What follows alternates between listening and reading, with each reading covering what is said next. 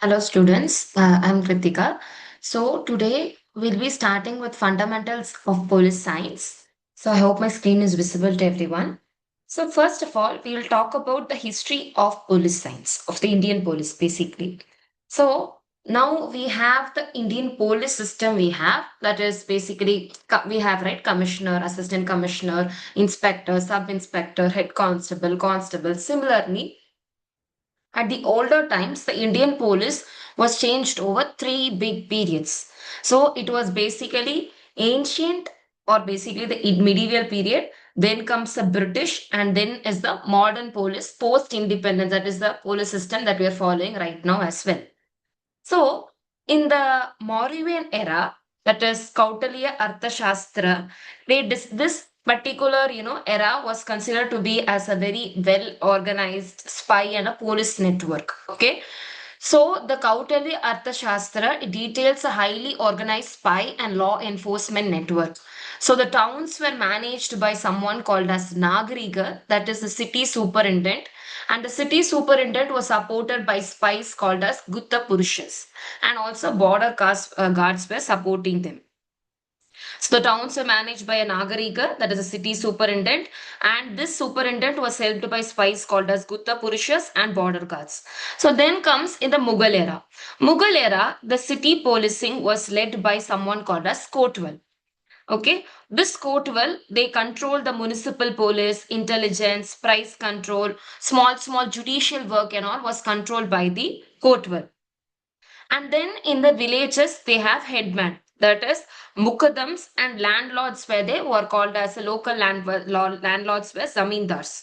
So they together, Mukadams and zamindars, they kept order and they reported any sort of crime that is happening in their villages. So this was basic information about the ancient and medieval periods of Indian police. Then comes your British period.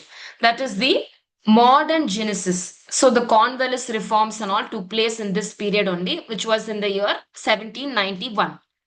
So Lord Cornwallis, he removed the police powers from the zamindars and created something called as tanas. Tanas are nothing but police circles. Okay, so he removed the zamindars because they had all the authority and power and they misused the power basically. So what happened was that zamindars, if the person is not paying their tax and all, land tax and all properly, they used to do physical abuse and all. They do used to trap the people and harass them and all in order to prevent all of these problems.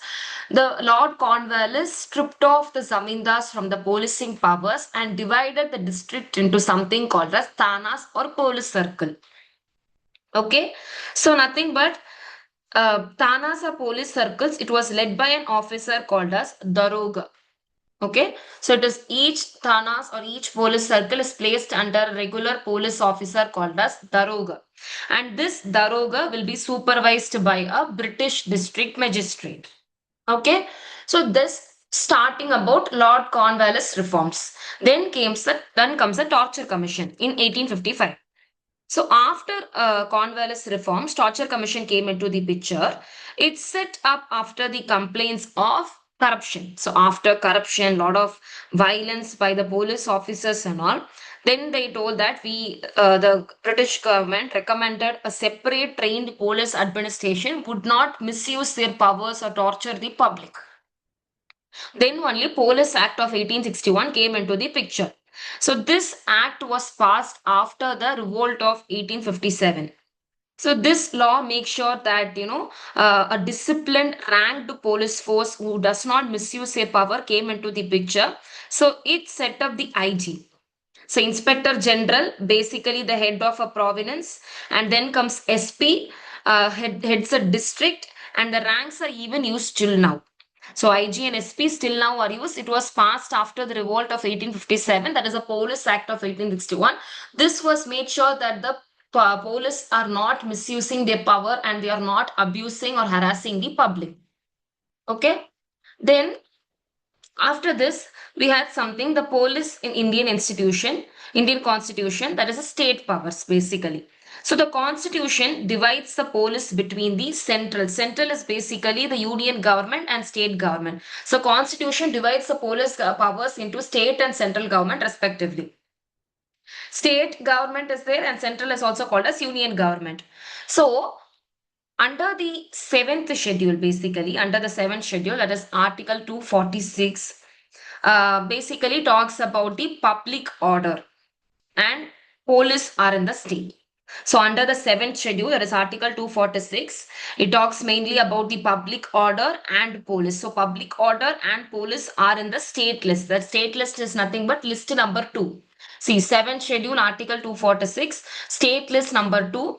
It talks mainly about the two entries are there. Entry 1 is for public order and entry 2 is for the police. Okay. So what does this mean? Means it means basically that the state government will control the recruitment, postings, budget, and daily policing in their own state. The state government has the power to make sure that the budgeting, ranking, recruitment of officers, posting of the government officials, and whatever daily policing, whatever should be happened in their state will be controlled by their own state only. State has the power for their local control and operations. So this will be dictated by the state legislature. That is nothing but the seventh schedule of Article 246. Then comes the union list, that is your central government. So union list and powers, mainly it is talked by Article 355. So union list is nothing but list number 1. It gives the central government the control over any kind of defense, army forces, then CBI, then the central investigation bodies, and central intelligence bodies, everything will be controlled under the central government. So that the list gives the power to the central government. So this again lets the central government, the center, to set up any kind of paramilitary forces and all. Okay, so this will help the center to set up paramilitary forces, and even any federal investigation agencies and all can be set up by the union list. So mainly the Article 355 makes it the union's duty to protect the state as well as the all over country from any kind of external attack, like for example terrorism or any kind of internal disturbances. So they make sure that the state as well as all over the country is being protected by any kind of terrorism, external attack and internal disturbances. So because of this only we have something called as center can send the central armed police forces, that is CAPFs, to help the state during any kind of riots are happening during election time or during disasters and all, without even the state asking. In case of extreme conditions and all, the central government, they themselves will send the CAPFs into the picture. Okay, so now the center as well as the state government has the control and power. So now comes police reforms. So there is one case which basically talks about this Prakash Singh case of 2006. So the Supreme Court basically gave 7 directions. Okay, they gave him 7 directions to keep the police free from any kind of political interference or political pressure and all. So what are the 7 key steps means? It basically include that state security commission should be there, that is SSC. Then this gives the DGP and SPs basically, Deputy General Police, and then you have SPs. A fixed minimum year term period of minimum of 2-year period will be there for DGPs and SPs. So fixed minimum tenure of 2 years will be there for them. So this basically helps them. So now State Security Commission, okay, which ensures that DGPs and SPs get a minimum tenure of at least for 2 years. Okay, then they created a police complaints authority, that is PCA was created by them. So this PCA, police complaints authority, that means police is giving any kind of trouble to the public, that is basically they are misusing the power and harassing or abusing the public, means the police complaints authority can basically look into the complaints which is given against the police. So that was police reforms. So you have the State Security Commission, which is giving the DGPs and SP a minimum tenure of 2 years, and then police complaint authorities came into the picture, where the people can give a complaint against the police, and the police complaints authority will take the complaints which is given against them and will do the action accordingly. So that was police reforms. Now comes the objectives of police and the general organization. So the Supreme Court basically gave seven directions to keep the that is again for police reforms. So your objectives of police means basically we have crime prevention and detection is basically there. So what all the police does, they do the patrolling, they gather all kind of local intelligence. So they spot and identify any kind of repeating offenders to make sure that the crimes are not happening again and again. And they also investigate the evidence collection also. So basically they secure a crime scene, they record the FIR, that is first information report will be secured by them. As soon as a person complains, immediately they have to take the FIR. Then they have to question the witness and interview the witness at the crime scene. They have to collect any kind of evidences, whether it may be physical, chemical, or biological evidences. They have to collect and gather these evidence and file sheets under the Bharatiya Nagariga Suraksha Sanhita. So we have BNSS, right? That is nothing but CRPC. Before we used to have IEA, CRPC, IPC, and all was there. Now that has been replaced by this one for CRPC, that is criminal code, for criminal penal code, now it has been replaced by the Bharatiya Nagariga Suraksha Sanhita. So under this, they have to file charge sheets as well. Now comes the maintenance of public order. So managing the crowds in public is a very vital thing. So crowd management during any kind of protest, riot or festivals, election, even VIP visits and all should be done by the police.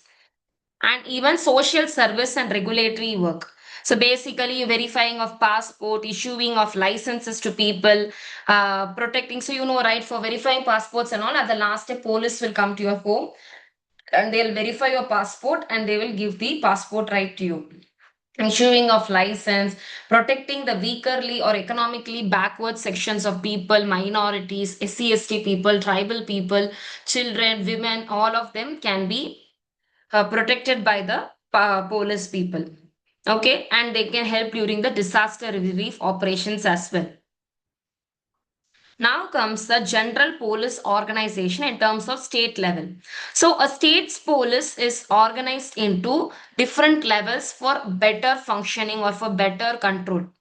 So now we have the state level, zonal level, range level, and district level. Okay. So we have these four. So we have state, zone, range, and district level is basically there. So now for state level administration, that is Director General of Police, DGP is there. So he is the highest ranking IPS officer in the state. So he can do all sort of advising to the state government on law, on how to manage the theft and crime, managing the budgets. Overall, he is the one who oversee the entire police force, how they are functioning, are every work happening properly or not. DGP has that control basically. Okay, so he runs the whole force. Then we have state CID, that is Criminal Investigation Department is there. They can handle complex crime scenes across the districts. Any kind of inter-district crimes that is happening, economic offenses and all, and any kind of serious cases it is there. Economic offenses means like basically counterfeiting of money, all those things can come into the picture. Okay, for example, like how Vijay Mallya did and all. So they are not paying up the loans given by the bank and all. So those all comes under the economic offenses, white collar crimes and all basically comes under economic offenses only. So the state CID will make sure that they are handling these kind of complex inter-district crimes, economic offenses, and sensitive homicides as well. Especially VIPs have been killed and all means, or government officials means those kind of sensitive homicides will also be controlled by the state CID. So they can also control the they also run the central state fingerprint bureau as well as other forensic science lab, state level forensic science lab, that is SFSLs, can also be controlled by the state CID only. Now we also have state intelligence wing is there, that is another special branch is basically there. So it gathers or collects all kind of political, communal, and security intelligence. Everything will be controlled by the state intelligence wing. And political, communal, I mean, security intelligence is there. Within the state boundaries, it will be controlled by the state intelligence wing. And under zone level, your larger states are getting split into a fewer zones basically. And each and every zone basically gathers the political, communal, and security intelligence and all will be which will be collected within the state boundaries by the state intelligence wing. So under zonal level means a large state is split into few administrative zone, and each and every zone is led by an inspector general, IGP, or additional DGP is there. So that will be controlled by the zonal level. Okay. So the zone tracks the major crime trends, and they also coordinate any kind of, several ranges, multiple ranges, or coordinates operations across multiple ranges will be done by the zonal levels. Okay. So basically large state are being split into multiple zones, and each and every zone is being administered or headed by the Inspector General of Police or an additional Director General is there. So they make sure that they monitor any kind of major crime trends and all, and they coordinate all the operations across multiple ranges. Now we have something called as range level. So now the zone is divided into ranges. Each range is comprising or covering over 3 to 4 geographic districts. And this is led by a Deputy Inspector General of Police, that is DIG. Okay. So now the DIG will review any kind of criminal cases and all which is happening within their range, and they inspect the police stations. They handle any kind of appeals on district police station and all. So, and they also handle disciplinary appeals from subordinate ranks, other lower ranks and all. No, they coordinate all the operations across different districts and all. Everything will be done by the DIG. So DIG will review criminal cases and inspects the local police stations and the subordinate ranks, and they are making sure that the inter-district police stations are coordinating and functioning very properly. That will be done by the DIG. Then we have district level down to police station district is there. So basically, now your district is led by the superintendent of police or a police commissioner is there. Okay. So now under subdivision, if you see, the police station is led by a deputy SP or assistant SP. So now we have something called a circle. Circle is nothing but a group of police station which is supervised by the circle inspector. Then you have your police station, that is Thana. So the basic unit of policing is nothing but the police station, which is led by a station house officer. Usually that is your inspector or a sub-inspector. And always remember, sub-inspector is mainly the one who acts like an investigating officer. That is basically once a crime has been committed means they'll go to the crime scene, the 7S of the crime scene, that is securing the crime scene. Then basically collecting all the evidences present in this crime scene, and what to say, all those kind of things will be done by them, investigating the crime scene, sending of the crimes evidences to the forensic lab and all. So everything will be done mainly by the forensic first investigating officer, that is usually your sub inspector of police only. Now we have central armed forces, that is CAPFs and BSF is there. So CAPFs will come under the MHA, that is Ministry of Home Affairs. So there are 6 paramilitary forces who work under the Ministry of Home Affairs. Okay. So what are the 6 military paramilitary forces means? You have the Border Security Force, BSF is there. They established on December 1965. This was basically established. So it follows the weakness which has been exposed in the border management during the 1965 Indo-Pakistan War and all. This border security force was established. So if you see the structure, it is headed by the Director General. So it mainly features air, water, and artillery wings and all was being controlled by them, along with the primary infantry battalions. Okay, so mainly Air, water, and artillery wings will be led by the Director General, and they also guard the India's border with Pakistan and with Bangladesh. They stop any kind of smuggling and illegal crossing. They also help in anti-Naxal operations as well. As you can see, anti-Naxal operations and election security can also be done when it is required by them. So India, Pakistan and India, Bangladesh border, they stop the smuggling or unauthorized entry or exit of even narcotics, arms or fake currency and all will be done by the border security force. As the name itself suggests that they basically secure and the bordering regions of the countries. Now we have the Assam rivals, basically. So India is one of the oldest paramilitary force, which was started in 1835, is the Thatcher Levy. It has a dual control system, basically. So this MHA, they will handle any kind of administration, funding, and posting of the government and all will be done by the MHA. So while the Ministry of Defense is there, no Ministry of Defense or Indian Army will handle any kind of operations. So we have operational and control also is there. So the operational control sits with the Ministry of Defense under the Indian Army. So this Indian Army is headed by the Lieutenant General of the Army. So it basically functions like they guard this Assam, this area is it's guarded by 1,643 kilometer long. Indo-Myanmar border will be guarded by them. So they conduct the specialized counter-insurgency operations in any kind of remote areas of the Northeast region because Northeast is very prone for these kind of problems and all. For bordering of this, guarding this long Indo-Myanmar border and all to fight any kind of insurgency operations in Northeast and all, and to help the army. So the army will keep sure that the sensitive tribal areas are properly maintained and secure properly. For that, Assam rivals help in a picture. Okay.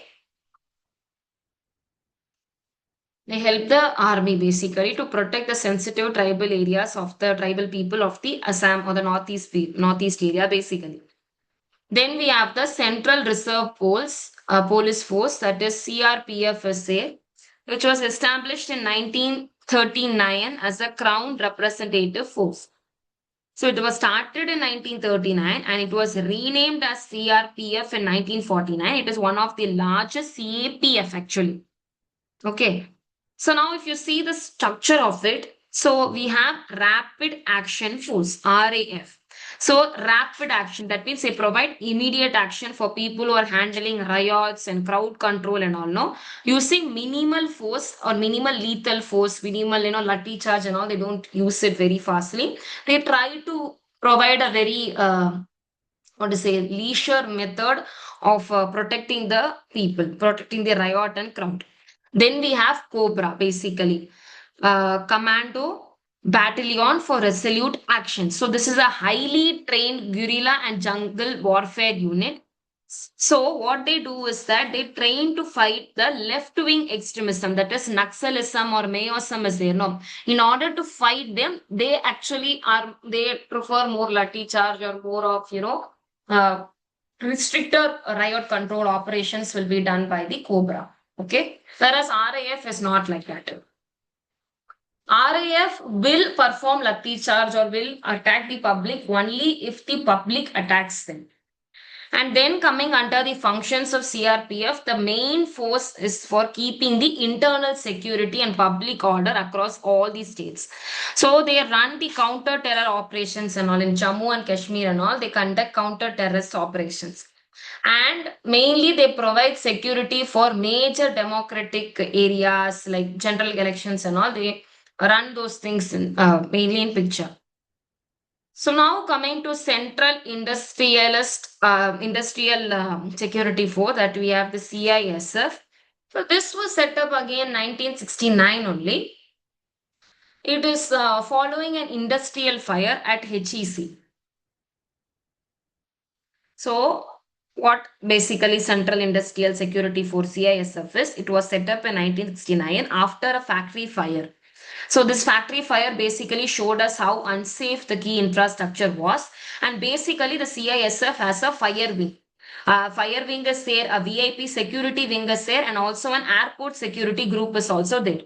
So they mainly protect the important sites like the nuclear power plants, ISRO centers, airports, refineries, metro, especially the capital's metro, that is Delhi metro, and they also secure 60 plus airports, civil airports all across India. So they also provide paid security and advice to the big private enterprises like Infosys, Reliance, and all. So that is done by Central Industrial Security Force. As the name itself suggests, they provide security and force to the industries of the India. Okay, now coming to the Indo-Tibetan Border Police, ITBP is there. So this was formed in October 24, 1962 during the war with China. That is during the Sino-Indian War, okay, with China basically it was formed. And if you look at the structure means it is the highly specialized mountain force. Mountain force means so they are trained in mountaineering, skiing, diving, high altitude survival and all. These people know to do it. Okay.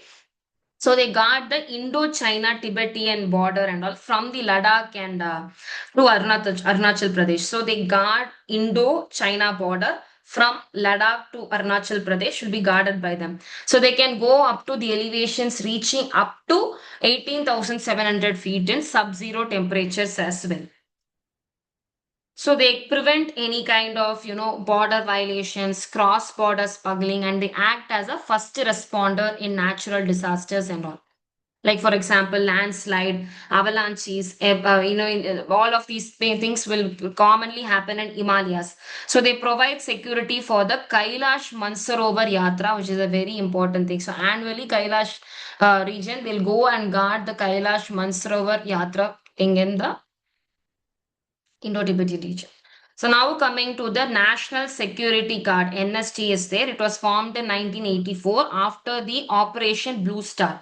So this is a special anti-terror force which was being created, and the members they come from the army, that is they come from the Special Action Group and also from the police forces. So they are popularly known as the Black Cats, obviously. So Indian Army and from the central or state police forces and all, they are basically drawn from there and they're known as the Black Cats. So what do the Black Cats do? They stop any kind of the counter terrorism, hijacking and all is happening, no flight hijacking, anti-hijacking force. They handle any kind of hostage rescue and operations in hijack situations and all. So they are called only if there is a major security emergency is there and they are basically needed because they have special combating capabilities and they have given proper specialized training, and also for those kind of only important things they have been called major events only they're called into the picture. Okay, so now coming under Specialized Central Investigation, Research and Forensic Organization, we have Bureau of Police Research and Development, BPRD. So this was again a very important point. It was established in 1970 under the Ministry of Human Affairs, and they mainly have four divisions, that is Research, Development, Training and Correctional Administration are there. So research is first, development is second, training is third, and correctional administration is the fourth.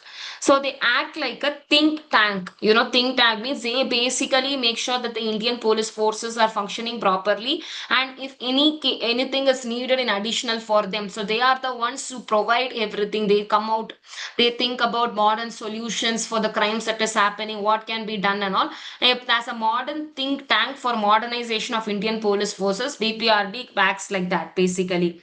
So they bring in new technologies and all new like technology in sense body cameras, weapons and forensic kits and all. Now the fingerprinting kit of the forensic science and all, they have made it in a very betterized manner and all. So the powder, the kit and all, so they have a very nice kit as of now. So recently, like previous year or 1 year before that, so in Tamil Nadu government, they have changed the forensic kit for fingerprinting and all because they wanted the powders and all to be even more accurate to give the answers and all. So all of these things will be done by BPRD only. So the mobile police forensic science unit is there. Everything, those kind of ideas, what are the equipments can be used, new scientific tools and devices and all to protect the state forces, for the state forces to help and to protect the state and all will be given by the BPRD only. So they are basically, they also provide some training and syllabus for the police personnel and all, how to evaluate the prison and the correctional administration personnel, how to do it, what are the protocol that should be followed. Everything will be given by the BPRD only. Clear? So they set up the common training standards basically. Now coming to CBI, that is Central Bureau of Investigation.